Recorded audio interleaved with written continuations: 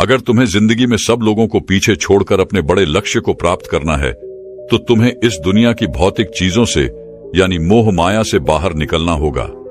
इस मोह माया से कैसे आसान तरीके से बाहर निकला जाए, वह तरीका कौन सा है, वही हम आज एक प्रसिद्ध भिक्षु की कहानी के माध्यम से जानेंगे। तो चलिए कहानी की शुरुआत करते हैं। दोस्तों, क्या आपने कभी चुपचाप बैठकर शांति से एकांत में कभी ये हिसाब लगाया है कि आपने आज तक क्या कमाया है? कमाई दो तरह की होती है। पहली, जिसके पीछे यह दुनिया भागती है, अर्थात धन दौलत, रुपया पैसा, जमीन जायदाद इत्यादि। लेकिन मैं इन चीजों की बात नहीं कर रहा। मैं तो बात कर रहा हूं उस कमाई की जो हम जीवन भर कमाते हैं। हम चाहें या ना चाहें, लेकिन हम उस कमाई को कमाते ही चले जाते हैं।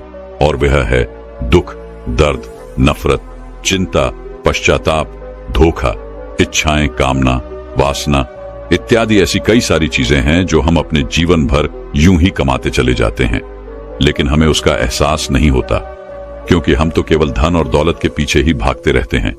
इसीलिए हम इस कमाई पर कभी ध्यान ही नहीं दे पाते। बहुत समय पहले की बात है। एक नगरी में एक साधु रहते थे। वह साधु एक दिन बीच बाजार में खड़े होकर जोर जोर से हंस रहे थे। उस बाजार में आता जाता हर एक व्यक्ति उन्हें देख रहा था और हर कोई यही समझ रहा था कि यह कोई पागल है, कोई मूर्ख है। लेकिन उस बाजार में एक ऐसा व्यक्ति भी था जिसे उस साधु की हंसी बड़ी अजीब लगी। वह तुरंत उन साधु के पास पहुंचा और कहने लगा, आप पागल हो क्या? आखिर इस तरह से बीच बाजार खड़े होकर हंसने का क्या मतलब है? आते जाते लोग आपको देखकर पागल समझ रहे हैं, मूर्ख समझ रहे हैं। आखिर आप करना क्या चाहते हो? तभी वह साथ उस व्यक्ति से कहता है, बेटा, जो मैं देख रहा हूं वह तुम नहीं देख पा रहे। यदि तुम भी वह देख लोगे तो तुम्हारी भी हंसी नहीं रुक पाएगी। यह सुन वह युवक थोड़ा सा आश्चर्यचकित हुआ और उसने उस साधु से कहा, महाराज, आखिर आपने ऐसा क्या देख लिया जिससे आपको इतनी हंसी छूट रही है? आखिर यहां पर ऐसा है क्या? यह तो एक बाजार है जहां पर लोग अपने काम की वस्तुएं लेने आ रहे हैं, और आपने ऐसा यहां पर क्या देख लिया जो आपको इतनी हंसी आ रही है? आखिर मुझे भी बताइए, मुझे भी दिखाइए। तभी वह साधु उस व्यक्ति से कहता है, बेटा, ये इतना आसान नहीं है। मैं चाहकर भी तुम्हें इसे इस तरह से नहीं दिखा सकता। इसे देखने के लिए बाहर की नहीं बल्कि भीतर की आंखों की आवश्यकता होती है। क्या तुम्हारे पास भीतर की आंखें हैं? इस पर वह युवक जोर से हंस पड़ा और उस साधु से कहता है, महाराज, लगता है आप सचमुच पागल ही हो चुके हैं। आंखें हमारे चेहरे पर होती हैं, भीतर की तरफ, हमारे भीतर की तरफ कोई भी आंखें नहीं लगी हैं। आसपास के जो लोग गुजर रहे हैं, जो आपके बारे में कह रहे हैं, को बिल्कुल सच है। आप सच में पागल हो गए हैं। भला भीतर की ओर कौन सी आंखें होती है? इस पर वह साधु उस व्यक्ति से कहता है, बेटा, भीतर की आंखें खोलने के लिए, भीतर की आंखों से देखने के लिए हिम्मत की आवश्यकता होती है। कोई डरपोक या कोई डरा हुआ इंसान इतनी हिम्मत कभी नहीं दिखा सकता। एक डरा हुआ व्यक्ति अपने भीतर की आंख कभी नहीं खोल सकता। जब उस साधु ने यह बात कही तो उस व्यक्ति को बहुत बुरा लगा। उसके अहंकार को चोट लगी और वह थोड़ा सा क्रोधित होकर उस साधु से कहता है, अच्छा, अगर यही बात है तो बताओ मुझे, मैं कैसे अपने भीतर की आंखें खोल सकता हूं? मैं तुम्हें अपने भीतर की आंख खोलकर ही दिखाऊंगा। उस व्यक्ति की यह बात सुनकर वे साधु और जोर जोर से हंसने लगा, और हंसते हंसते वह इतना लोटपोट हो गया कि जमीन पर ही गिर पड़ा। और यह सब कुछ आसपास के लोग देख रहे थे। तभी उनमें से एक व्यक्ति उस व्यक्ति से कहता है, भाई, इस पागल के चक्कर में क्यों पड़ते हो? जाओ और अपना काम करो। ये तो मूर्ख है, पागल है। इसका तो यह हर रोज का काम है। हर रोज ये बाजार में आता है और इसी प्रकार जोर जोर से हंसता है। तुम जाओ और अपना काम देखो। वह व्यक्ति उस दूसरे व्यक्ति की बात मान जाता है और अपने घर की ओर आगे बढ़ने लगता है। तभी पीछे से साधु जोर से चिल्लाकर कहता है, बेटा, यह इतना आसान नहीं है। लोग ऐसे ही आते हैं और चले जाते हैं। अंदर की आंखें खोलने के लिए हिम्मत चाहिए। तुम जैसे डरपोक लोग ये कभी नहीं कर सकते। उस युवक ने जब यह बात सुनी तो उसके भीतर एक गहरी चोट लगी। उसे एक गहरा आघात हुआ और तुरंत दौड़ा, उन साधु के पास पहुंचा और कहने लगा, बताओ, आखिर कैसे भीतर की आंख खोली जाती है?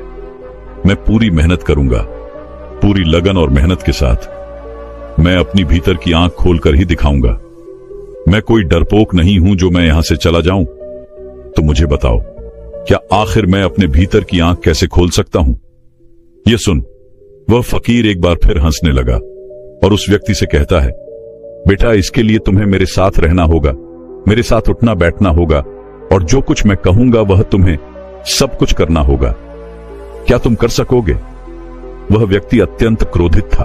उसने उस साधु से कहा, आप जो कहेंगे मैं वैसा ही करूंगा, लेकिन मुझे यह बताइए कि मेरे भीतर की आंख मैं कैसे खोल सकता हूं। आप जैसा कहेंगे मैं वैसा करने के लिए तैयार हूं। इन सब की फिक्र आप ना करें। इतना कहकर वह साधु और वह युवक आश्रम की ओर चल पड़े। अब वह व्यक्ति उन गुरु के साथ आश्रम में ही रहने लगा। एक दिन वह साथ उस युवक से कहते हैं, चलो जाकर झोपड़ी की सफाई करो और उसके बाद जाकर मेरे लिए भिक्षा मांग कर लाना। उस भिक्षा से मेरे लिए भोजन पकाना, और याद रखना कि अब से प्रतिदिन तुम्हें यह काम करना ही होगा। और मेरी एक बात और याद रखना कि तुम मुझसे कोई सवाल मत पूछना। वे युवक चुपचाप उन साधु की बात मान लेता है। अब से वह हर रोज झोपड़ी की सफाई करता और हर रोज वह भिक्षा मांग कर लाता, भोजन पकाता और उन साधु को दे देता। लेकिन जब भी वह व्यक्ति भिक्षा मांगने बाहर की ओर जाया करता तो उसके मित्र, उसके सगे संबंधी जब उसे मिलते तो उसे कहते थे कि तुम कहां उस पागल के चक्कर में पड़ गए? वह तो पागल है, वह तो अपना जीवन यूं ही काट रहा है, लेकिन तुम भी उसके साथ लग गए हो। क्या तुम्हें थोड़ी भी अक्ल नहीं है? तुम इतने बड़े हो चुके हो, क्या तुमको कुछ समझ नहीं आता? वह साधु तुम्हारा इस्तेमाल कर रहा है। अपनी जिंदगी यूं व्यर्थ बर्बाद मत करो, वापस चलो, तुम्हारे घर वाले तुम्हारा इंतजार कर रहे हैं। लेकिन वह युवक उन सभी को मना कर देता है और कहता है, मैं अब अपने भीतर की आंख खोलकर ही वापस लौटूंगा। ऐसे ही कई दिन बीत गए, जिनके बाद महीनों के बाद लगभग 1 वर्ष बीत गया। लेकिन अब तक उस युवक को कुछ भी झांत नहीं हुआ। वह अब तक हर रोज उस झोपड़ी की सफाई करता और भिक्षा मांगकर जो कुछ उससे मिलता वह अपने गुरु के लिए उसका भोजन तैयार करता। देखते ही देखते उसके मन में अत्यंत क्रोध उत्पन्न होने लगा था और एक दिन उसके सब्र का बांध भी टूट गया और वह साधु से कहता है, लगता है आपके बारे में सब सच ही कहते हैं। आप केवल मेरा इस्तेमाल कर रहे हैं, मेरा फायदा उठा रहे हैं। देखते देखते 1 साल बीत चुके हैं और मैंने आपके लिए वो सब कुछ किया है जो आप मुझसे कहते हैं, लेकिन अब तक आपने मुझे एक बार भी यह नहीं बताया कि आखिर मैं भीतर की आंख किस तरह से खोल सकता हूं। तभी वह साथ चुपचाप होकर उस व्यक्ति को ऊपर से नीचे तक बड़े ध्यान से दिखता है और फिर उसकी आंखों में आंखें डालकर उस व्यक्ति से कहता है, बेटा, 1 साल बीत चुका है और मैं भी इसी दिन का इंतजार कर रहा था कि आखिर तुम कब मुझसे ये सवाल करोगे। अब तुम यह सीख सकते हो कि तुम अपने भीतर की आंख कैसे खोल सकते हो, क्योंकि भीतर की आंख ऐसे ही तो खुलती है। तभी वह युवक कहता है, भीतर की आंख आखिर कैसे खुलती है? मैं कुछ समझा नहीं। तभी वह साधु उस व्यक्ति से कहता है, बेटा, बिल्कुल ऐसे ही। तभी वह व्यक्ति उस साधु से कहता है, लगता है आप सचमुच पागल हो चुके हैं और मुझे भी पागल बनाना चाहते हैं। यदि आपको कुछ याद नहीं है तो आप मुझे इस तरह से क्यों बहका रहे हैं? मुझे तो लगता है कि आपको भी इसके बारे में कुछ नहीं पता। आप केवल लोगों को मूर्ख बनाना जानते हैं, उनका इस्तेमाल करना जानते हैं। और अब तो मैं भी अपने नजरों में गिर चुका हूं, क्योंकि मैंने आपकी बातों पर भरोसा किया। धीरे धीरे मैंने अपने 1 वर्ष आपको समर्पित कर दिया, लेकिन आज मुझे यह लगता है कि मैंने यह फैसला लेकर बहुत बड़ी गलती कर दी। तभी वे साधु उस युवक से कहता है, नहीं बेटा, ऐसा नहीं है। जब हम खुद से सवाल करना शुरू करते हैं, वास्तविकता में तभी हम अपने भीतर की आंख खोलने का प्रयास करते हैं। हम अपने भीतर की आंख को खोलना शुरू कर देते हैं। जिस प्रकार तुम 1 वर्ष तक चुप रहे, तुमने कुछ न कहा, तुम सारा काम बखूबी करते चले गए, पूरे मन और लगन के साथ, लेकिन तुमने कभी यह प्रश्न नहीं किया। तभी वह युवक उस साधु से कहता है, देखिए, मुझे आपकी कोई भी बात समझ नहीं आ रही है। यदि आपको मुझे कुछ बताना है तो साफ और स्पष्ट तौर पर बताइए। आप ही ने तो मुझसे कहा था कि मुझसे कोई सवाल मत करना। तो फिर मैं भला आपसे कोई सवाल क्यों करूंगा। तभी वह साधु उस व्यक्ति से कहता है, बेटा, इस दुनिया में हर कोई यही तो कहता है, मेरी यह बात मान लो, मेरी यह बात सुन लो और उसके बाद मुझसे कोई सवाल मत करना, क्योंकि मैं तुम्हारे सवाल का जवाब नहीं दूंगा। क्या तुम्हें समझ आया? लेकिन हमें तो अपने विवेक का इस्तेमाल करना चाहिए। हमें सुनना चाहिए, समझना चाहिए, बातें भी माननी चाहिए, लेकिन उसी के साथ में सवाल करना भी आवश्यक है। तभी वह युवा कहता है, लगता है आपको कोई भी ज्ञान नहीं है।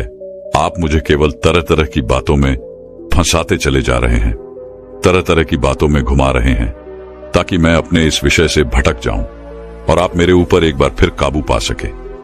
मुझे नहीं लगता कि आपको तनिक भी ज्ञान होगा कि आखिर यह भीतर की आंख किस प्रकार खुलती है। और मैं बेवकूफ 1 वर्ष आपके साथ यूं ही बीताता चला गया, बिना कुछ कहे, बिना कुछ सुने और बिना कोई सवाल किए। मेरा 1 वर्ष तो यूं ही व्यस्त चला गया।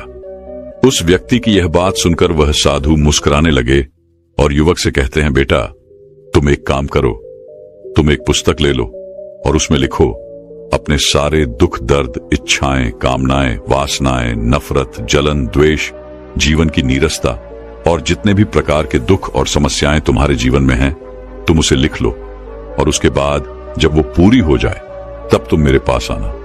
वह युवक उन साधु की बात मानने को तैयार नहीं था, लेकिन उसका मन कहीं ना कहीं उस साधु की बात पर यकीन करता था। इसलिए उस युवक ने उन साधु की बात मान ली। उसने एक पुस्तक ली और उस पुस्तक के अंदर अपने सभी दुख, दर्द, कामनाएं, इच्छाएं, वासनाएं, जलन और भी सभी प्रकार की समस्याएं, सभी प्रकार के दुख जो उसके जीवन में थे वो लिखना शुरू कर दिया। और यह लिखते लिखते उसे करीब 1 सप्ताह लग गया।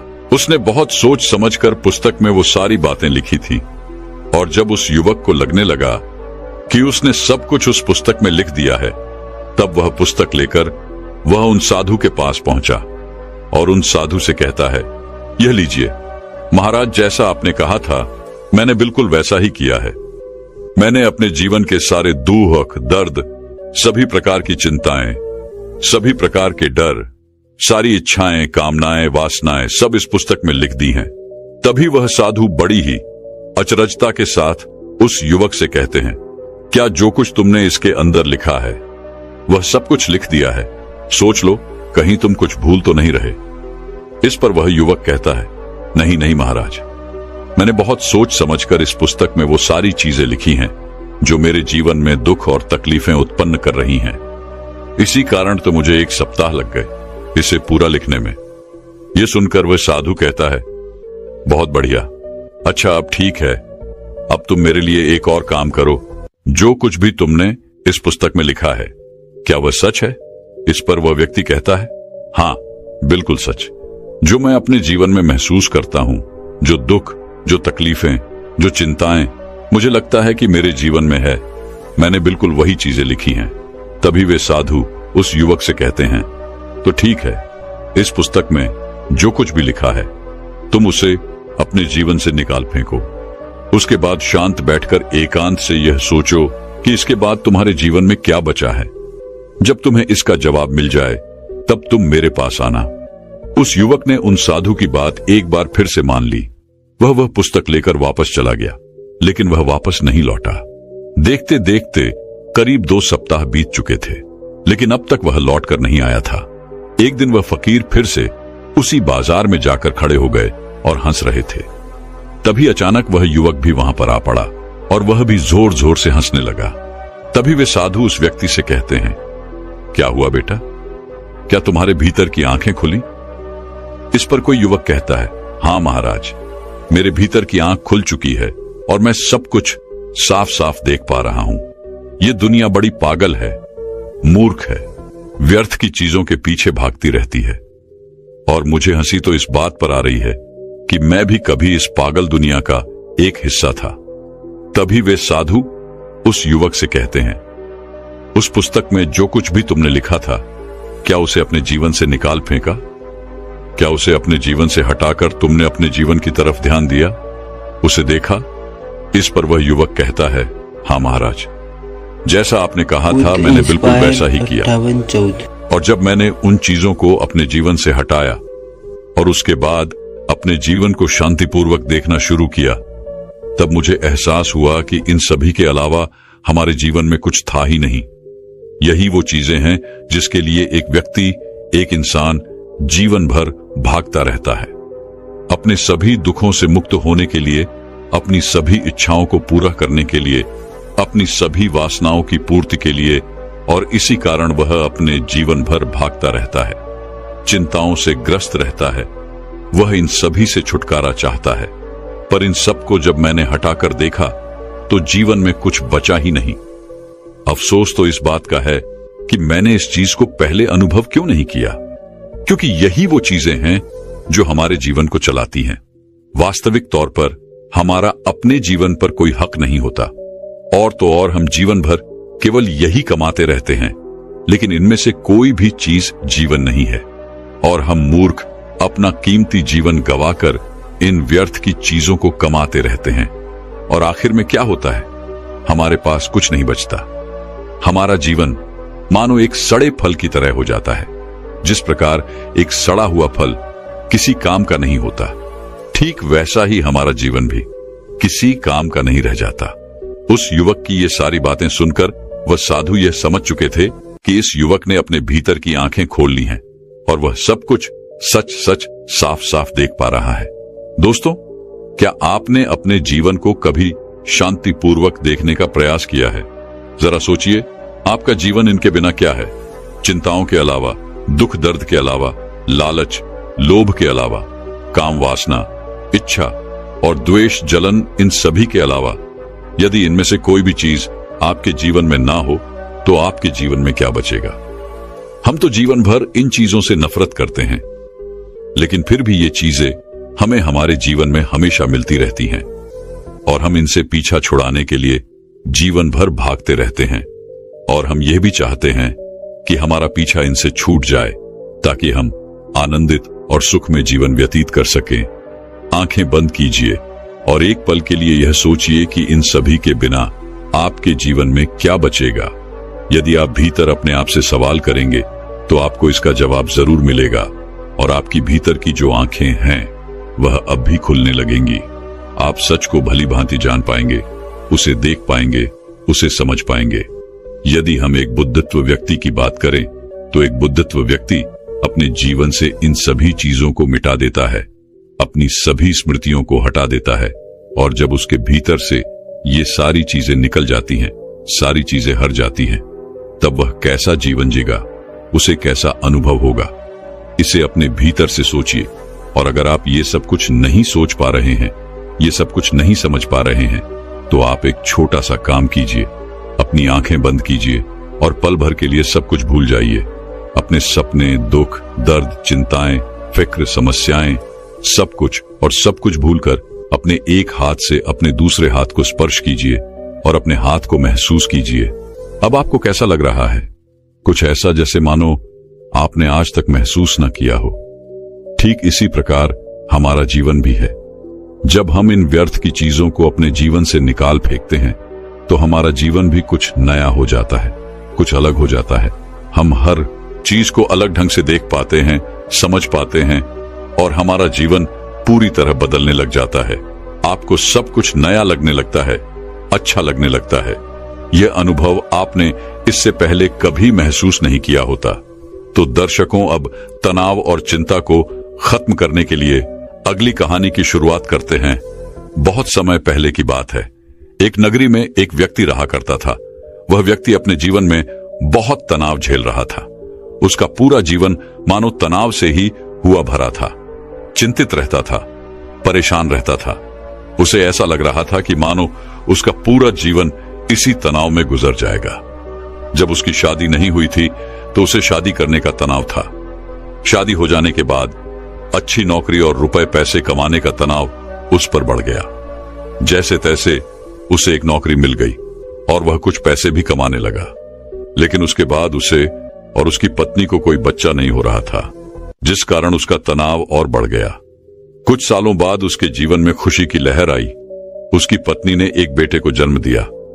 लेकिन अब उस बेटे के जन्म के बाद उसे अपने बेटे के भविष्य की चिंता सताने लगी। उसका तनाव और ज्यादा बढ़ गया। उसकी जिंदगी मानो एक तनाव बनकर रह गई थी। वह इस तनाव से किसी भी हालत में छुटकारा चाहता था। वह चाहता था कि वह अपने जीवन को खुशी और खुशहाल तौर पर जिए। एक दिन वह अपने घर के बाहर बैठकर यही सब सोच रहा था कि वह अपने जीवन को कैसे खुशहाल बना सके, कैसे वह अपने उन सपनों को पूरा कर सके जिससे उसका भविष्य सुधर सके। तभी अचानक उसके सामने से कुछ सन्यासी गुजरे। उसने उन सन्यासी को देखा जिनके मुख पर प्रसन्नता थी, जिनके मुख पर किसी प्रकार का कोई तनाव नहीं था। चेहरे पर वह तेज व शांति देखकर वह मंत्रमुग्ध हो गया। उस व्यक्ति को लगने लगा कि सन्यासियों के जीवन में कोई तनाव नहीं है, खुद के जीवन में कोई कार्य नहीं है, केवल भिक्षा मांगो और चैन से जियो, और शायद यही सबसे सर्वोत्तम जीवन है। ये सारी बातें उसके मन में घर कर गईं। वह दिन रात इनके बारे में सोचने लगा, विचार करने लगा, और आखिरकार एक दिन उसने फैसला लिया कि वह अपने घर परिवार को छोड़ देगा और एक सन्यासी बन जाएगा। एक रात उसे मौका मिल गया और वह अपने परिवार के लोगों को छोड़कर निकल गया और भागा भागा उन सन्यासियों के पास पहुंचा और उनसे कहा कि मैं आपकी शरण में आया हूं, मुझे अपना शिष्य स्वीकार कीजिए। उन सन्यासी ने उस व्यक्ति को अपना शिष्य स्वीकार किया और आश्रम में रहने के लिए जगह भी दी। अब वो व्यक्ति उन गुरु का शिष्य बन चुका था, लेकिन वो ये भूल चुका था कि तनाव कोई जगह नहीं है, कोई घर नहीं है, कोई परिवार नहीं है, कोई देश नहीं है जिसे आप छोड़ सकें। सन्यासी जीवन ग्रहण करने के बाद उसके जीवन में एक अलग तरह का तनाव उत्पन्न होने लगा। शिक्षा ग्रहण करने का तनाव, रोज साफ सफाई करने का तनाव, सबसे बड़ा तनाव कि मैं भिक्षा कैसे मांगू। और वहां पर उपस्थित सभी शिष्यों में यह होड़ लगी रहती थी कि सबसे ज्ञानी कौन बनेगा। ये सब देखकर भी उसके मन में एक अलग तरीका तनाव उत्पन्न होने लगा। कुछ दिनों तक तो उसने ये सब बड़ी ही आसानी से झेल लिया। कुछ दिनों तक सब कुछ अच्छा चलता रहा, लेकिन उसके बाद उसे अपने घर, अपने परिवार की चिंता सताने लगी। उसे उनकी याद आने लगी। तब उसे यह एहसास हुआ कि जो इस तनाव को यहाँ पर झेल रहा है, पैसा ही तनाव उसके सांसारिक जीवन में भी तो था। उसने फिर एक बार फैसला किया कि वह इस सन्यासी जीवन को छोड़ देगा और अपने घर, अपने परिवार के पास वापस लौट जाएगा। एक रात फिर उसे मौका मिला और वह आश्रम छोड़कर जैसे ही बाहर निकल रहा था कि तभी वहां के गुरु ने उसे देख लिया और उन गुरुवर ने उस व्यक्ति से कहा, पुत्र तुम कहां जा रहे हो? इस पर वह व्यक्ति कहता है, हे गुरुवर, मैं संसारिक जीवन में बहुत तनाव झेल रहा था और उसके बाद मैंने आप लोगों को देखा। मुझे लगा कि सन्यासी जीवन सर्वश्रेष्ठ जीवन है जहां पर कोई तनाव नहीं है। इस कारण मैं सन्यासी बन गया, लेकिन यहां पर भी रहने के बाद मुझे उस तनाव से मुक्ति नहीं मिली और मैं तो इससे छुटकारा चाहता था, लेकिन वो मुझे यहां पर नहीं मिला। इसलिए मैं यहां से वापस जा रहा हूं अपने घर, अपने परिवार के पास। उस व्यक्ति के मुख से ये सारी बातें सन उन गुरुवत ने कहा, बेटा तुम जा सकते हो, लेकिन अपना तनाव यही छोड़ चले जाओ। यदि तुम वापस यहां से वो तनाव लेकर अपने सांसारिक जीवन में जाओगे तो तुम कभी खुश नहीं रह पाओगे और फिर तुम्हारा यहां पर आने का फायदा भी क्या हुआ। गुरुवार की ये सारी बातें सन वह व्यक्ति कहता है, हे गुरुवार, क्या आप सही कह रहे हैं? क्या मैं ये तनाव यहीं को छोड़कर जा सकता हूं? क्या मुझे इस तनाव से मुक्ति मिल सकती है?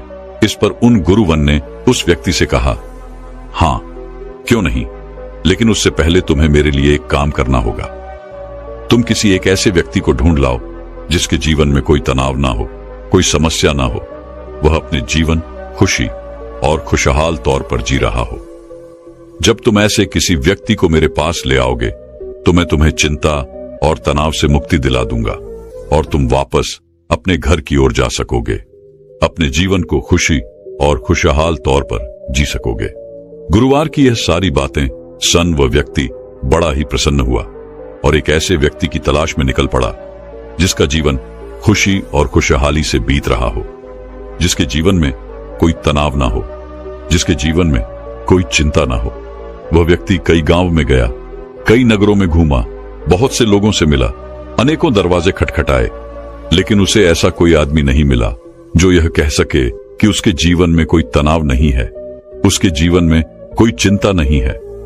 बल्कि तनाव और चिंता की बात करते ही लोग उसे अपनी समस्याओं के बारे में और बढ़ा चढ़ाकर बताया करते थे। वह उसे अपनी चिंताओं और तनाव के बारे में कुछ ऐसे बताते मानो सबसे बड़ी समस्या उन्हीं के सर पर मार दी गई है। धीरे धीरे कई दिन बीत गए, लेकिन उसे ऐसा कोई व्यक्ति नहीं मिला जिसके जीवन में कोई तनाव ना हो।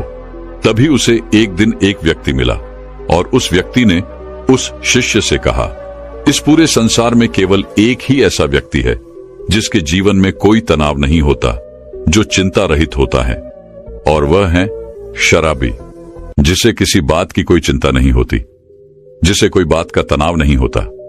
वह तो बस मस्त रहता है। जब उस शिष्य ने उस व्यक्ति के मुख से ये सारी बातें सुनी तो वह शिष्य एक शराबी व्यक्ति के पास गया और उससे जब उसने यह पूछा कि क्या तुम्हारे जीवन में कोई तनाव है, तो शराबी ने नशे में यह कहा कि यह तनाव क्या होता है, यह तनाव किस चिड़िया का नाम है, मुझे नहीं पता। यह सन विशिष्ट बड़ा ही प्रसन्न हुआ। उसे लगा कि उसे अब वह व्यक्ति मिल चुका है जिसके द्वारा वह चिंता मुक्त हो सकता है। तभी उस शराबी ने उस शिष्य से कहा, मुझे तो बस एक ही बात की चिंता सताती रहती है कि अगली सुबह की मदिरा का इंतजाम मैं कहां से करूं। मेरे पास जो तन था वो तो मैंने खर्च कर दिया। मेरी पत्नी के पास जो धन था वो मैंने उससे छीन लिया। अब मेरे पास कोई धन नहीं बचा। क्या तुम्हारे पास कोई धन है? ये सन उस शिष्य की हिस्से की सारी खुशी मानो पल भर में गायब हो गई और धीरे धीरे रात होने आ चुकी थी। वह निराश हताश होकर एक मंदिर में जा बैठा। तभी वहां पर एक छोटा सा लड़का आया और उस लड़के ने उस शिष्य से कहा, हे गुरु वर, मुझे जोरों की भूख लगी है, क्या आपके पास खाने के लिए कुछ है? इस पर पक्षी कहता है, इतने छोटे से बालों को और तुम्हें अभी से चिंता सता रही है तो बड़े होकर तुम्हारा क्या हाल होगा। इस पर उस छोटे से लड़के ने कहा, हे गुरुवर, यह चिंता या तनाव नहीं है, या तो भूख है। मुझे जोरों की भूख लगी हुई है। यदि आपके पास खाने के लिए कुछ है तो कृपया करके मुझे कुछ दे दीजिए। उस बच्चे के मुख से ये सारी बातें सन वह शिष्य एक बार फिर से बड़ा प्रसन्न हुआ और उसने अपने थैले में जो 2 रोटियां रखी हुई थी उस बालक को थमा दी। जैसे ही उस बालक ने वह भोजन पूरा कर लिया, उसके बाद वह उस शिष्य से कहता है, हे गुरुवर, न जाने मेरे अगले दिन के भोजन का क्या होगा। मुझे इसकी चिंता सता रही है। क्या आप कल भी मेरे लिए भोजन ला सकते हैं? यह सन वह व्यक्ति एक बार फिर से निराश हो गया। वह भागा भागा अपने गुरुर के पास पहुंचा और उनसे कहने लगा, हे गुरुर, मैंने बहुत ढूंढा, मैंने हर जगह तलाश किया, कई नगर देखे, कई गांव में गया, लेकिन मुझे कोई ऐसा व्यक्ति नहीं मिला जिसके जीवन में कोई तनाव ना हो, जो अपने जीवन को सुखी और खुशहाल तौर पर जी रहा हो। हर किसी को किसी न किसी चीज की चिंता अवश्य सता रही है। कोई अपनी चिंताओं को लेकर बैठा हुआ है तो कोई अपने तनाव से जूझ रहा है। जिसके पास धन नहीं है वह धन चाहता है, जिसके पास धन है वो और अत्यधिक धन चाहता है। जिसके पास प्रेम नहीं है वह प्रेम चाहता है, और जिसके पास प्रेम है वो अत्यधिक प्रेम से भी चिंतित है। किसी के पास काम नहीं है तो वह इसलिए चिंतित है क्योंकि उसके पास कोई काम नहीं, और किसी के पास काम है तो वह इसलिए चिंतित है कि उसी के पास अत्यधिक काम है। जो कोई बीमार है वह इस बात से चिंतित है कि उसका स्वास्थ्य कब सुधरेगा, और जो व्यक्ति पूरी तरह से स्वस्थ है उसे इस बात का तनाव है कि कहीं वह बीमार न पड़ जाए। इसी प्रकार हर कोई, हर व्यक्ति तनाव से ग्रसित है और सभी के जीवन में चिंताएं ही चिंताएं भरी हुई हैं। इससे छुटकारा पाना नामुमकिन है। तभी उन गुरुर ने कहा, इससे छुटकारा संभव है और इससे छुटकारा पाया जा सकता है, मगर इसके लिए तुम्हें कुछ समझना पड़ेगा। इस पर वह व्यक्ति उन गुरुवर से कहता है, क्या है गुरुदेव, मुझे ऐसा क्या समझना पड़ेगा?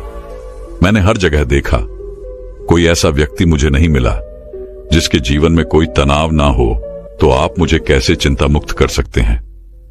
इस पर गुरुवर ने कहा, जो मैं तुम्हें समझाने की कोशिश कर रहा हूं उसे तुम ठीक से समझने की कोशिश करना। उन गुरुर ने कुछ गीली लकड़ियां अपने आश्रम के पास से उठाई और उन्हें उस शिष्य के सामने रख दिया और कहा, इसमें आग लगा दो। उस शिष्य ने काफी कोशिश की, लेकिन उन गीली लकड़ियों में भला कहां आग लगने वाली है।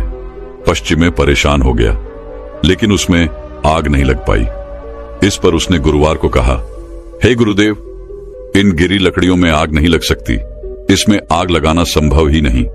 इस पर वह गुरुदेव कहते हैं, पुत्र, मैं तुम्हें यही समझाने की कोशिश कर रहा हूं कि तुम इन गिरी लकड़ियों को क्या करोगे। इसे धूप में सुखाओगे या फिर इन गीली लकड़ियों को लेकर सोचते रहोगे, चिंतित रहोगे और तनाव में रहोगे। तुम चाहो तो इन्हें धूप में सुखा सकते हो, लेकिन इसमें थोड़ा सा समय लगेगा। और यदि तुम चिंता की जगह चिंतन करो, तब तुम ये जरूर समझ सकते हो कि तुम इसकी जगह पर कुछ सूखी लकड़ियों का इंतजाम कर सकते हो और जिनमें आग लगाना भी संभव होगा। इस पर वशिष्ठ गुरुदेव से कहता है, हे गुरुदेव, आप ठीक कह रहे हैं, लेकिन ये जीवन तनाव से भरा हुआ है कि जीवन तनाव मुक्त कैसे हो सकता है, और ऐसा क्यों है कि हम अपने जीवन को तनाव मुक्त नहीं जी पाते। कोशिशें कि ये सारी बातें सुनकर उन गुरुबन ने कहा, हे पुत्र, इस जीवन में कोई तनाव नहीं है। बाहरी तौर पर कोई भी तनाव उत्पन्न नहीं होता। जो भी तनाव उत्पन्न होता है वह हमारे भीतर की ओर होता है।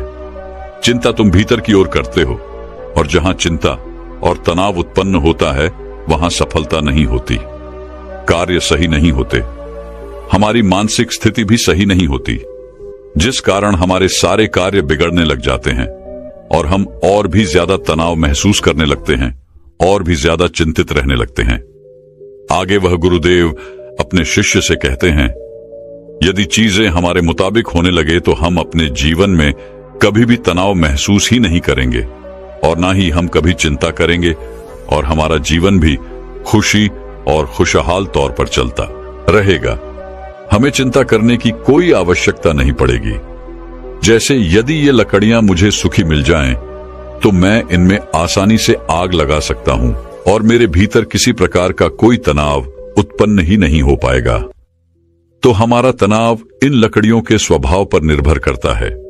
यदि कोई इस बात को पहले से ही स्वीकार कर ले कि जीवन में यदि हमें हमेशा सूखी लकड़ियां नहीं मिलती, तो वह पहले से ही उन सूखी लकड़ियों का इंतजाम कर लेगा। और जो इस बात को स्वीकार कर लेता है, अगर उसे सूखी लकड़ियां ना भी मिले तो वह धैर्य रखता है, सब्र रखता है और उन गीली लकड़ियों को सुखाने का पूरा प्रयास भी करता है, न कि उन गीली लकड़ियों को लेकर हाथ पर हाथ धरे बैठ जाता है और अलग अलग चिंताओं में डूब जाता है कि सूखी लकड़ियां मुझे क्यों नहीं मिली, और आखिर उसे क्यों मिली, मुझे क्यों नहीं मिली, आखिर कब तक ऐसा चलता रहेगा, मेरा क्या होगा, हमेशा मेरे साथ ऐसा ही क्यों होता है। इस तरह की सोच रखने वाले लोग हमेशा तनाव ग्रसित रहते हैं, चिंतित रहते हैं और अपने जीवन को कभी भी खुशी और खुशहाल तौर पर नहीं जी पाते। हमारा यह जीवन बड़ा ही अनमोल है। इस जीवन में कुछ समस्याएं होती हैं तो कुछ समस्याएं हम खुद उत्पन्न कर लेते हैं, जबकि यह समस्याएं वास्तविकता में होती ही नहीं। इस पर कोशिश ये कहता है, हे गुरुवर, आप क्या कहना चाहते हैं, जरा स्पष्ट तौर पर बताइए, मैं आपकी बात समझ नहीं पाया। तभी वह गुरुर कहते हैं, अच्छा मुझे यह बताओ, तुम अपने परिवार को छोड़कर यहां पर सन्यासी बनने क्यों आए थे। शिष्य ने कहा, गुरुर, मेरे जीवन में बहुत तनाव था। इसका जवाब देते हुए गुरु ने कहा, तो क्या इस जीवन में कोई तनाव नहीं है। इस पर शिष्य ने कहा, हे गुरुदेव, यहां पर भी तनाव है, जिस कारण मैं ये सन्यासी जीवन छोड़कर वापस अपने परिवार के पास लौटना चाहता हूं। तभी गुरुवर ने कहा, अगर तुम्हारे भीतर हर एक कार्य को लेकर यही भाव उत्पन्न होता रहेगा कि मैं यह कैसे करूंगा, यह मुझसे होगा या नहीं होगा, या फिर मैं यह कर पाऊंगा या नहीं, मैं इन चीजों का सामना कैसे करूंगा, मैं चाहता हूं लेकिन यह मुझसे नहीं होता, और मेरे साथ ऐसा ही क्यों होता है। ऐसा ना होकर वैसा हो जाए, मुझे कोई देख ही ना पाए, मैं छुप जाऊं, किसी का मेरे ऊपर ध्यान ही ना जाए, अब मेरा क्या होगा। और भाई ये कहां पर आकर फंस गया कि सारे भाव तुम्हारे मन के हैं। ये सारे भाव तब भी तुम्हारे मन में उत्पन्न होते होंगे जब तुम अपने परिवार के साथ थे, और जब तुम यहां पर आए तब भी तुम्हारे अंदर ये सारे भाव उत्पन्न होते रहे। इस पर वशिष्ठ कहता है, हां गुरुदेव, आप बिल्कुल ठीक कह रहे हैं, मेरे अंदर ये सारे भाव अभी तक उत्पन्न हो रहे हैं। जब मैं अपने परिवार के साथ था तब भी, और जब मैं यहां पर सन्यासी बनकर आपके सामने हूं तब भी मेरे अंदर ये सारे भाव उमड़ रहे हैं। इस पर गुरुवर ने कहा, यह समस्या तुम्हारे बाहर की नहीं है। यदि तुम कोई जगह छोड़ दो, कोई स्थान छोड़ दो, तो यह समस्या कभी खत्म नहीं होने वाली। यह समस्या तुम्हारे भीतर है कि तुम्हारा ही किया धरा हुआ है। तुमने बेवजह ही अपने मन में एक तनाव बना रखा हुआ है, क्योंकि तुम्हें कल्पना में जीना अच्छा लगता है, काल्पनिक सोच रखना अच्छा लगता है। तुम उन बातों को लेकर चिंतित रहते हो जो तुम्हारे जीवन में कभी घटित होने की संभावना ही नहीं है। ऐसी सोच रख के तुम चिंताग्रस्त रहते हो और तुम्हारा तनाव कभी खत्म नहीं होता। जिस दिन तुम यह समझ जाओगे कि हर समस्या का समाधान होता है और उस समाधान तक पहुंचने के लिए हमें कोई न कोई कर्म करने ही पड़ते हैं और उन कर्मों का एक परिणाम भी होता है, तो उस दिन तुम्हारे जीवन में कोई तनाव नहीं रहेगा। तुम चिंता रहित हो जाओगी। इस पर वह शिष्य कहता है, हां गुरुदेव, आप बिल्कुल सही कह रहे हैं। जब मैं यहां पर आया था उससे ठीक पहले मुझे एक छोटा सा बालक मिला था। उस बालक को जोरों की भूख लगी थी। जब उससे मैंने कहा कि तुम इतने छोटे से बालक को, और तुम्हारे जीवन में अभी से तनाव है, अभी से चिंता है, तो तुम्हारा आगे क्या होगा? इस पर उस बालक ने जवाब दिया था, हे गुरुवल, ये कोई चिंता नहीं, कोई तनाव नहीं, बल्कि ये तो भूख है। तब मैं ये बात समझ नहीं पाया था कि समस्या तो भूख है। तनाव और चिंता का कोई समाधान नहीं हो सकता, लेकिन भूख का समाधान अवश्य हो सकता है। मित्रों, क्या आप भी अपने जीवन में किसी प्रकार की चिंता और तनाव से जूझ रहे हैं? क्या आप भी छोटी छोटी बातों को लेकर हजार तरह के विचार उत्पन्न कर लेते हैं और उन विचारों को लेकर चिंतित रहते हैं? ऐसे नकारात्मक विचार जो कभी भी आपके जीवन में घटित हो ही नहीं सकते, ऐसे विचारों को आप अपने मन ही मन पालते रहते हैं। ऐसे नकारात्मक विचार, नकारात्मक बातें आप अपने दिमाग में बढ़ते रहते हैं। तो इन विचारों का क्या लाभ? क्या आपको भी लगता है कि आपके जीवन में समस्याएं हैं और उसका समाधान नहीं मिल रहा? क्या आपको भी यही लगता है कि आपके साथ ऐसा क्यों हो रहा है? तो मित्रों, केवल एक समस्या का समाधान ढूंढिए, उन हजारों विचारों का नहीं, क्योंकि वो हजारों विचार आपके बनाए हुए काल्पनिक विचार हैं और वो आपको कभी भी आगे नहीं बढ़ने देंगे। वो आपसे बस यही कहेंगे कि ये आपसे नहीं हो पाएगा और आप उनकी बातें मान लेते हैं। इसलिए उन नकारात्मक विचारों को दूर रखिए और अपनी समस्याओं का समाधान ढूंढिए, क्योंकि चिंता और तनाव मुक्त रहने का यही एकमात्र उपाय है कि आप अपनी समस्या का समाधान कीजिए, उसके लिए कर्म कीजिए और कर्म का फल आपको अवश्य मिलेगा। अन्यथा आप केवल उन नकारात्मक विचारों में फंसे रह जाएंगे और आप अपने जीवन को कभी भी तनाव मुक्त या फिर चिंता रहित नहीं बना पाएंगे। दोस्तों, उम्मीद है कि आपने आज की इस वीडियो से जरूर कुछ न कुछ सीखा होगा। तो इस वीडियो को लाइक और अपने दोस्तों के साथ शेयर जरूर कीजिएगा और हमें ऐसे ही सपोर्ट करने के लिए चैनल को सब्सक्राइब और घंटी बटन को जोर दबा दीजिएगा। चलिए मिलते हैं इसी और वीडियो में। तब तक के लिए अपना ख्याल रखें। धन्यवाद। बहुत समय पहले की बात है, एक नगरी में एक व्यक्ति रहा करता था। वह व्यक्ति अपने जीवन में बहुत तनाव झेल रहा था। उसका पूरा जीवन मानो तनाव से ही भरा था। वह चिंतित रहता और शांत रहता था, क्योंकि उसे आलस करने की आदत थी। उसे ऐसा लग रहा था कि मानो उसका पूरा जीवन इसी तनाव में गुजर जाएगा। जब उसकी शादी नहीं हुई थी तो उसे शादी करने का तनाव था। शादी हो जाने के बाद अच्छी नौकरी और रुपए पैसे कमाने का तनाव उस पर बढ़ गया। जैसे तैसे उसे एक नौकरी मिल गई और वह कुछ पैसे भी कमाने लगा, लेकिन उसके बाद उसे और उसकी पत्नी को कोई बच्चा नहीं हो रहा था, जिस कारण उसका तनाव और बढ़ गया। कुछ सालों बाद उसके जीवन में खुशी की लहर आई। उसकी पत्नी ने एक बेटे को जन्म दिया, लेकिन अब उस बेटे के जन्म के बाद उसे अपने बेटे की भविष्य की चिंता सताने लगी। उसका तनाव और ज्यादा बढ़ गया। उसकी जिंदगी मानो एक तनाव बनकर रह गई थी। वह इस तनाव से किसी भी हालत में छुटकारा चाहता था। वह अपने जीवन को खुशी से जीना चाहता था। इसलिए एक दिन वह अपने घर के बाहर बैठकर यही सब सोच रहा था कि वह अपने जीवन को कैसे खुशहाल बना सके, कैसे वह अपने उन सपनों को पूरा कर सके जिससे उसका भविष्य सुधर सके।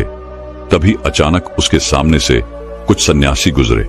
उसने उन सन्यासियों को देखा जिनके मुख पर प्रसन्नता थी, जिनके मुख पर किसी प्रकार का कोई तनाव नहीं था।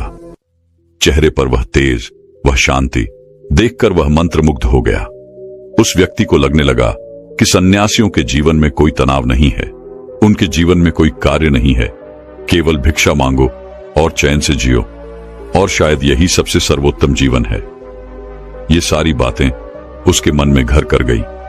वह दिन रात इनके बारे में सोचने लगा, विचार करने लगा, और आखिरकार एक दिन उसने फैसला लिया कि वह अपने घर परिवार को छोड़ देगा और एक सन्यासी बन जाएगा।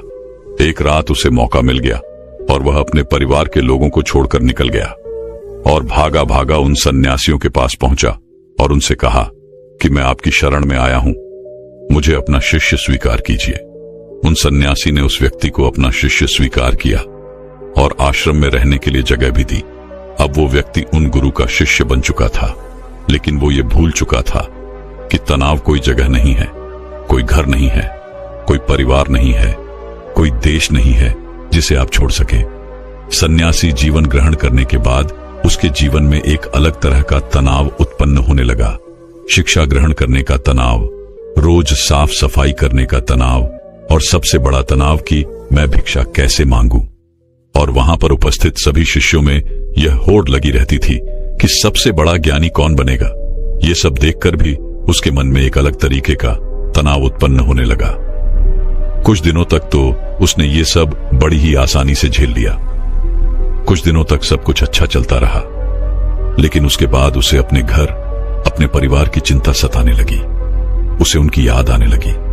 तब उसे यह एहसास हुआ कि जो इस तनाव को यहां पर झेल रहा है, वैसा ही तनाव उसके सांसारिक जीवन में भी तो था। उसने फिर एक बार फैसला किया कि वह इस सन्यासी जीवन को छोड़ देगा और अपने घर, अपने परिवार के पास वापस लौट जाएगा। एक रात फिर उसे मौका मिला और वह आश्रम छोड़कर जैसे ही बाहर निकल रहा था कि तभी वहां के गुरुवर ने उसे देख लिया और उन गुरुवर ने उस व्यक्ति से कहा, पुत्र तुम कहां जा रहे हो? इस पर वह व्यक्ति कहता है गुरुवर, मैं संसारी जीवन में बहुत तनाव झेल रहा था और उसके बाद मैंने आप लोगों को देखा। मुझे लगा कि सन्यासी जीवन सर्वश्रेष्ठ जीवन है जहां पर कोई तनाव नहीं है। इस कारण मैं सन्यासी बन गया, लेकिन यहां पर भी रहने के बाद मुझे उस तनाव से मुक्ति नहीं मिली और मैं तो इससे छुटकारा चाहता था, लेकिन वो मुझे यहां पर नहीं मिला। इसीलिए मैं यहां से वापस जा रहा हूं, अपने घर, अपने परिवार के पास। उस व्यक्ति के मुख से ये सारी बातें सुन उन गुरुवर ने कहा, बेटा तुम जा सकते हो, लेकिन अपना तनाव यही छोड़ के चले जाओ। यदि तुम वापस यहां से वो तनाव लेकर अपने सांसारिक जीवन में जाओगे तो तुम कभी खुश नहीं रह पाओगे और फिर तुम्हारा यहां पर आने का फायदा भी क्या हुआ। गुरुवर की ये सारी बातें सुन वह व्यक्ति कहता है गुरुवर, क्या आप सही कह रहे हैं? क्या मैं यह तनाव यहीं पर छोड़कर जा सकता हूं? क्या मुझे इस तनाव से मुक्ति मिल सकती है? इस पर उन गुरुवर ने उस व्यक्ति से कहा, हां क्यों नहीं, लेकिन उससे पहले तुम्हें मेरे लिए एक काम करना होगा। तुम किसी एक ऐसे व्यक्ति को ढूंढ लाओ जिसके जीवन में कोई तनाव ना हो, कोई समस्या ना हो, वह अपने जीवन खुश और खुशहाल तौर पर जी रहा हो। जब तुम ऐसे किसी व्यक्ति को मेरे पास ले आओगे तो मैं तुम्हें चिंता और तनाव से मुक्ति दिला दूंगा और तुम वापस अपने घर की ओर जा सकोगे। फिर तुम भी अपने जीवन को खुशी और खुशहाल तौर पर जी सकोगे। गुरुवर की यह सारी बातें सुन वह व्यक्ति बड़ा ही प्रसन्न हुआ और एक ऐसे व्यक्ति की तलाश में निकल पड़ा जिसका जीवन खुशी और खुशहाली से बीत रहा हो, जिसके जीवन में कोई तनाव ना हो, जिसके जीवन में कोई चिंता ना हो। वह व्यक्ति कई गांव में गया, कई नगरों में घूमा, बहुत से लोगों से मिला, अनेकों दरवाजे खटखटाए, लेकिन उसे ऐसा कोई आदमी नहीं मिला जो यह कह सके कि उसके जीवन में कोई तनाव नहीं है, उसके जीवन में कोई चिंता नहीं है। बल्कि तनाव और चिंता की बात करते ही लोग उसे अपनी समस्याओं के बारे में और बढ़ा चढ़ाकर बताया करते थे। वह उसे अपनी चिंताओं और तनाव के बारे में कुछ ऐसे बताते मानो सबसे बड़ी समस्या उन्हीं के सर पर मढ़ दी गई है। धीरे धीरे कई दिन बीत गए, लेकिन उसे ऐसा कोई व्यक्ति नहीं मिला जिसके जीवन में कोई तनाव ना हो। तभी उसे एक दिन एक व्यक्ति मिला और उस व्यक्ति ने उस शिष्य से कहा, इस पूरे संसार में केवल एक ही ऐसा व्यक्ति है जिसके जीवन में कोई तनाव नहीं होता, जो चिंता रहित होता है, और वह है शराबी, जिसे किसी बात की कोई चिंता नहीं होती, जिसे कोई बात का तनाव नहीं होता, वह तो बस मस्त रहता है। जब उस शिष्य ने उस व्यक्ति के मुख से ये सारी बातें सुनी तो वह शिष्य एक शराबी व्यक्ति के पास गया और उससे जब उसने ये पूछा कि क्या तुम्हारे जीवन में कोई तनाव है, तो शराबी ने नशे में यह कहा कि यह तनाव क्या होता है, यह तनाव किस चिड़िया का नाम है, मुझे नहीं पता। यह सुन शिष्य बड़ा ही प्रसन्न हुआ। उसे लगा कि उसे अब वह व्यक्ति मिल चुका है जिसके द्वारा वह चिंता मुक्त हो सकता है। तभी उस शराबी ने उस शिष्य से कहा, मुझे तो बस एक ही बात की चिंता सताती रहती है कि अगली सुबह की मदिरा का इंतजाम मैं कहां से करूं। मेरे पास जो धन था वो तो मैंने खर्च कर दिया, मेरी पत्नी के पास जो धन था वो मैंने उससे छीन लिया, अब मेरे पास कोई धन नहीं बचा। क्या तुम्हारे पास कोई धन है? ये सुन उस शिष्य के हिस्से की सारी खुशी मनोबल पल भर में गायब हो गई और धीरे धीरे रात होने आ चुकी थी। वह शिष्य हताश होकर एक मंदिर में जा बैठा। तभी वहां पर एक छोटा सा लड़का आया और उस लड़के ने उस शिष्य से कहा, है गुरुवर, मुझे जोरों की भूख लगी है, क्या आपके पास खाने के लिए कुछ है? इस पर शिष्य कहता है, इतने छोटे से बालकों और तुम्हें अब भी से चिंता सता रही है तो बड़े होकर तुम्हारा क्या हाल होगा।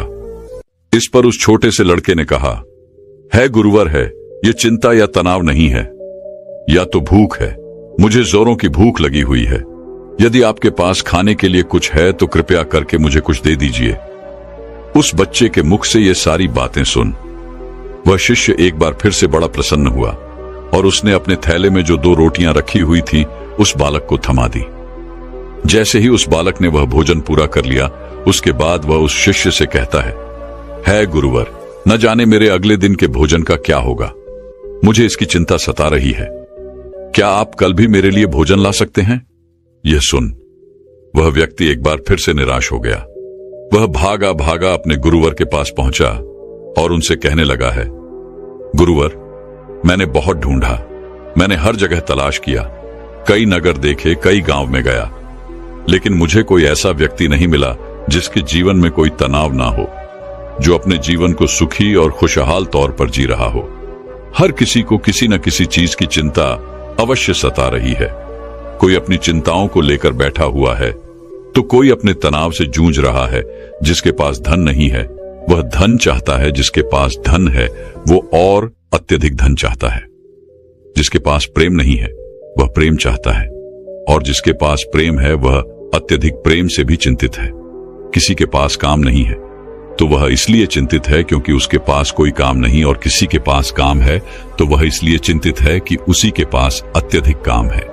जो कोई बीमार है वह इस बात से चिंतित है कि उसका स्वास्थ्य कब सुधरेगा, और जो व्यक्ति पूरी तरह से स्वस्थ है उसे इस बात का तनाव है कि कहीं वह बीमार न पड़ जाए। इसी प्रकार हर व्यक्ति तनाव से ग्रसित है और सभी के जीवन में चिंताएं ही चिंताएं भरी हुई हैं। इससे छुटकारा पाना नामुमकिन है। तभी उन गुरुवर ने कहा, इससे छुटकारा संभव है और इससे छुटकारा पाया जा सकता है, मगर इसके लिए तुम्हें कुछ समझना पड़ेगा। इस पर वह व्यक्ति उन गुरुवर से कहता है, क्या है गुरुदेव, मुझे ऐसा क्या समझना पड़ेगा? मैंने हर जगह देखा, कोई ऐसा व्यक्ति मुझे नहीं मिला जिसके जीवन में कोई तनाव ना हो, तो आप मुझे कैसे चिंता मुक्त कर सकते हैं? इस पर गुरुवर ने कहा, जो मैं तुम्हें समझाने की कोशिश कर रहा हूं उसे तुम ठीक से समझने की कोशिश करना। उन गुरुवर ने कुछ गीली लकड़ियां अपने आश्रम के पास से उठाई और उन्हें उस शिष्य के सामने रख दिया और कहा, इसमें आग लगा दो।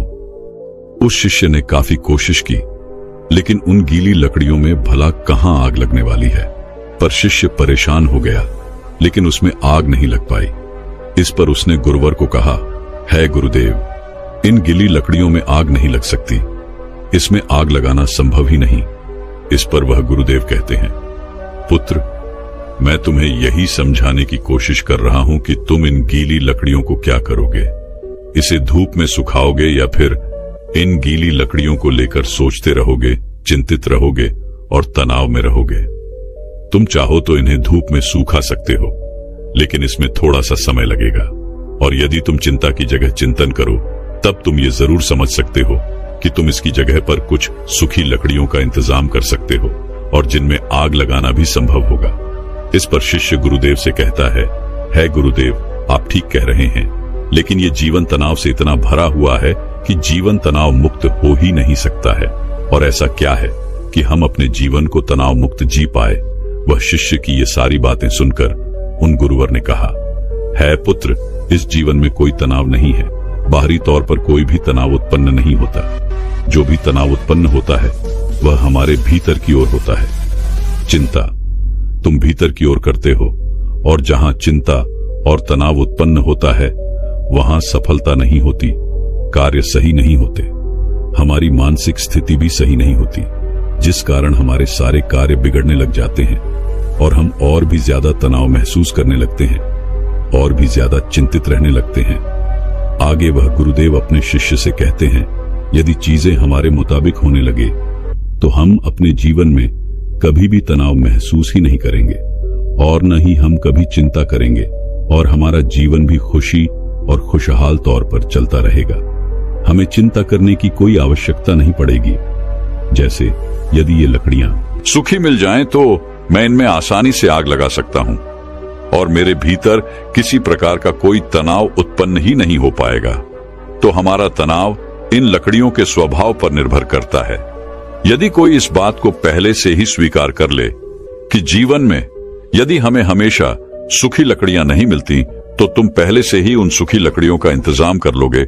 और जो इस बात को स्वीकार कर लेता है, अगर उसे सूखी लकड़ियां न भी मिले तो वह धैर्य रखता है, सब्र रखता है और उन गीली लकड़ियों को सुखाने का पूरा प्रयास भी करता है, न कि उन गीली लकड़ियों को लेकर हाथ पर हाथ धरे बैठ जाता है और अलग अलग चिंताओं में डूब जाता है कि सूखी लकड़ियां मुझे क्यों नहीं मिली और आखिर उसे क्यों मिली, आखिर कब तक ऐसा चलता रहेगा, मेरा क्या होगा, हमेशा मेरे साथ ऐसा ही क्यों होता है। इस तरह की सोच रखने वाले लोग हमेशा तनाव ग्रसित रहते हैं, चिंतित रहते हैं और अपने जीवन को कभी भी खुशी और खुशहाल तौर पर नहीं जी पाते। हमारा यह जीवन बड़ा ही अनमोल है।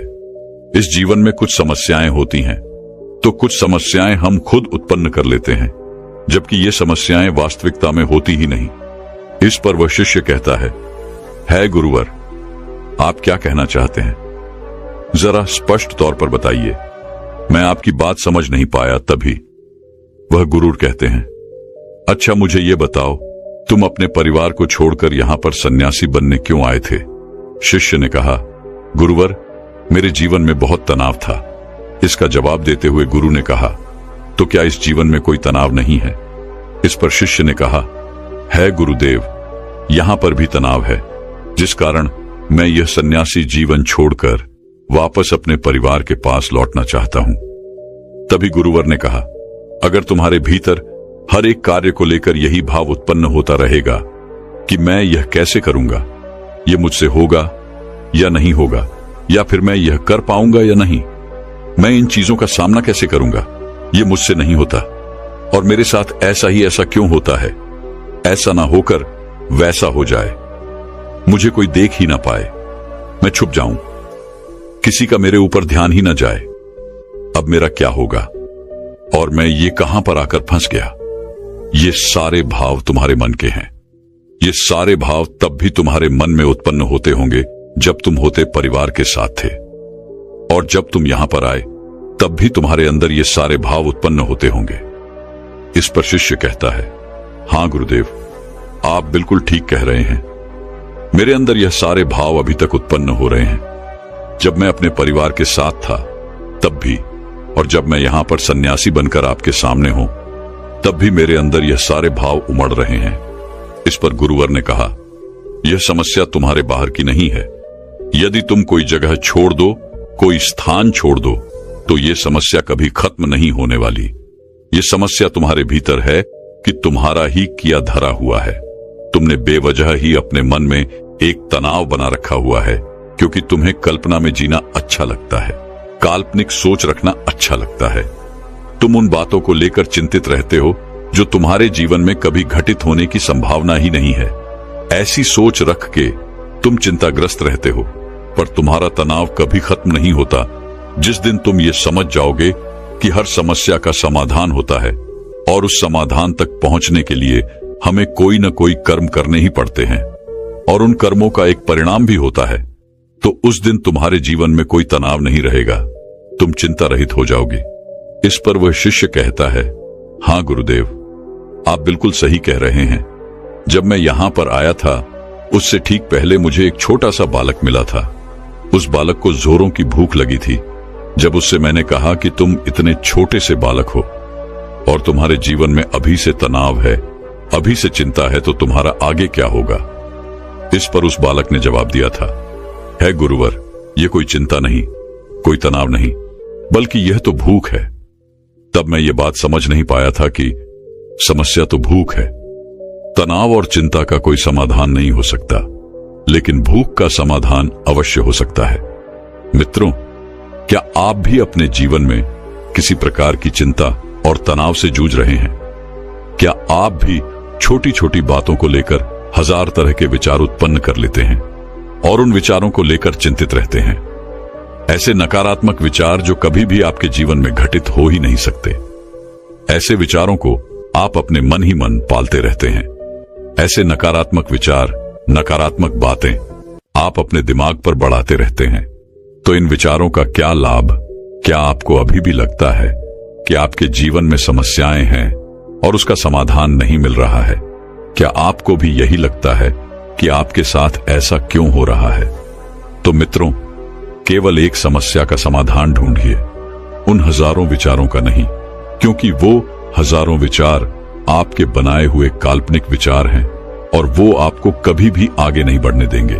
वो आपसे बस यही कहेंगे कि ये आपसे नहीं हो पाएगा और आप उनकी बातें मान लेते हैं। इसलिए उन नकारात्मक विचारों को दूर रखिए और अपनी समस्याओं का समाधान ढूंढिए, क्योंकि चिंता और तनाव मुक्त रहने का यही एकमात्र उपाय है कि आप अपनी समस्या का समाधान कीजिए। उसके लिए कर्म कीजिए और कर्म का फल आपको अवश्य मिलेगा। अन्यथा आप केवल उन नकारात्मक विचारों में फंसे रह जाएंगे और आप अपने जीवन को कभी भी तनाव मुक्त या फिर चिंता रहित नहीं बना पाएंगे। दोस्तों, मैं उम्मीद करता हूं कि यह कहानी सुनने से आपके जीवन में अच्छे बदलाव आए होंगे।